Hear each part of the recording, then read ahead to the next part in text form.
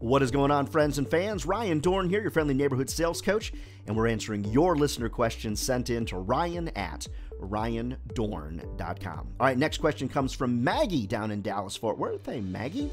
Ryan, my question is, going old school. You talk about old school sales strategies and how they usually don't work, but what are some of the old school strategies that you still employ or deploy today? Maggie, really great question. And so sometimes I would have to admit I'm a little bit harsh on some old school sales techniques, but I'm really talking about things like that don't exist anymore. For example, there's still books that will say to you, hey, you need to call before the receptionist gets to the office of the prospect you're reaching out to. Well, do people even have receptionists anymore? So I just would challenge folks that when you seek sort of, if you will, an old school strategy, is it still applicable to today?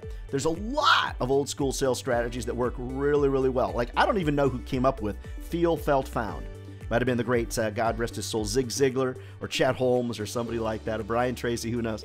When you think about feel, felt, found, for example, old school sales strategy, I understand how you feel. So-and-so felt the same way. This is what they found out after working with us. That's an old school sales technique that tends to work really, really well.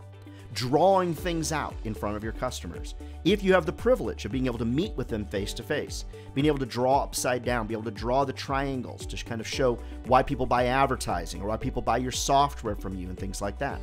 This is an old school sales strategy that I use on a regular basis. I use a good old-fashioned 8.5 by, no, it looks really messy, an 8.5 by 11 whiteboard that you could put into a high school kid or junior high kid's locker. Why do I keep this in front of me if I'm such a big fan of CRMs, customer relationship management tools? I'm just one of those people that likes to have things in front of me in writing.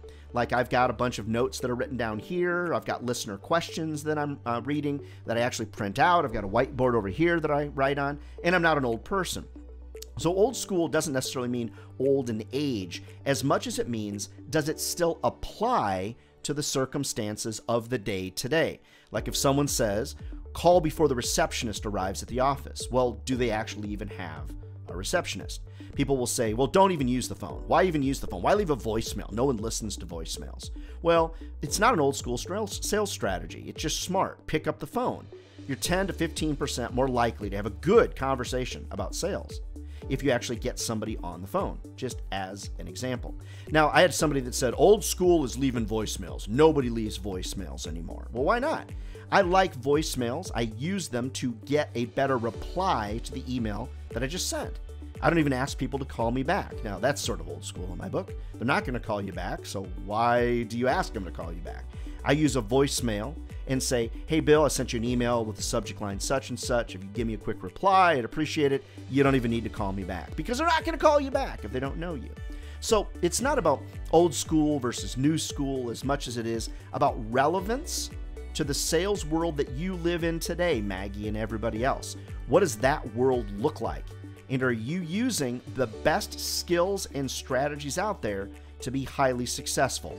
See, my programs are low pressure, high finesse, because I don't believe that high pressure sales actually works in almost anything that I sell today. But I have a lot of strategies. There's a lot of high finesse that's involved in it. Maggie, I hope that's helpful to you. There's a lot of good old school strategies that are out there. And once you get a little gray hair, like Uncle Ryan here, then you'll start really deploying all of those strategies to see what works. And that really is an important part of it, seeing what works. Keep your listener questions coming to ryan@ryandohrn.com. Love to come and speak at your national sales meetings, so reach out to me over at ryandohrn.com. And then don't forget, friends, if sales was easy, everybody be doing it. And they're not. We're not crazy. It's a great career. It'll feed your family for a lifetime.